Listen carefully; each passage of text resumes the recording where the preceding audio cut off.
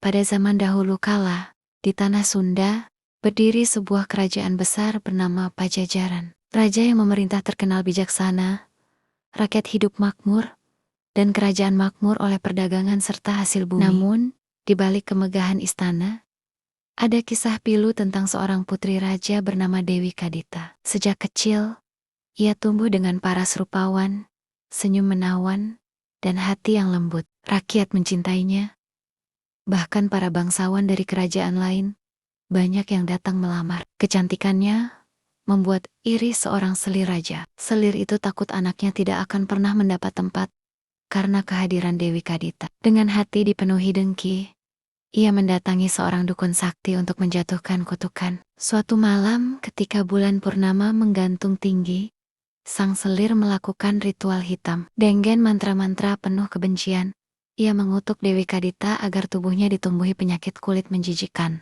Keesokan harinya, ketika Dewi Kadita bercermin, ia terkejut melihat wajah dan tubuhnya penuh luka. Sang raja yang seharusnya melindungi putrinya justru terguncang. Bagaimana mungkin seorang putri berpenyakit seperti ini bisa menjadi penerus kerajaan? Desis sang raja. Fitnah selir membuatnya semakin bimbang, hingga akhirnya ia mengusir Dewi Kadita dari istana. Dengan hati hancur, Dewi Kadita menangis di pelataran istana. "Ayahanda, hamba tidak bersalah." Namun tangisannya tidak digubris. Dengan langkah berat, ia pergi meninggalkan istana yang dulu penuh cinta, kini menjadi asing baginya. Hari-hari berikutnya, Dewi Kadita berjalan tanpa tujuan. Ia melewati hutan lebat, bukit, hingga desa-desa kecil. Orang-orang yang melihatnya ketakutan karena tubuhnya yang penuh luka. Ia terus berjalan, hingga sampailah ia di pantai selatan. Tempat laut berwarna biru kehijauan bergemuruh dengan ombak yang tak pernah berhenti. Di tepi pantai itu, ia menangis sepanjang hari. Air matanya jatuh ke pasir, bercampur dengan debur ombak. "Ya Tuhan, jika ini memang takdirku, berikanlah keadilan. Jangan biarkan aku menderita selamanya." Malam itu, keajaiban terjadi. Ombak besar datang menyapu tubuh Dewi Kadita. Ia terhempas ke tengah laut, namun bukannya tenggelam.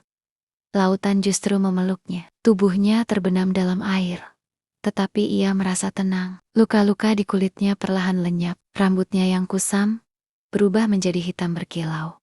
Wajahnya kembali bercahaya. Ketika ia muncul kembali dari dalam lautan, Dewi Kadita telah berubah. Ia bukan lagi manusia biasa. Ia menjadi sosok gaib penuh wibawa. Dari laut terdengar bisikan ribuan makhluk gaib yang berlutut menghormatinya. Sejak saat itu, ia dikenal sebagai Nyi Roro Kidul, Ratu Laut Selatan. Nyi Roro Kidul tidak hanya menjadi penguasa laut, tetapi juga penjaga keseimbangan antara dunia manusia dan alam gaib. Pasukan jin dan makhluk laut menjadi pengikut setianya. Ia mengatur gelombang, badai, dan bahkan nyawa para pelaut yang berlayar di Laut Selatan. Konon, ia membuat perjanjian gaib dengan para Raja Mataram.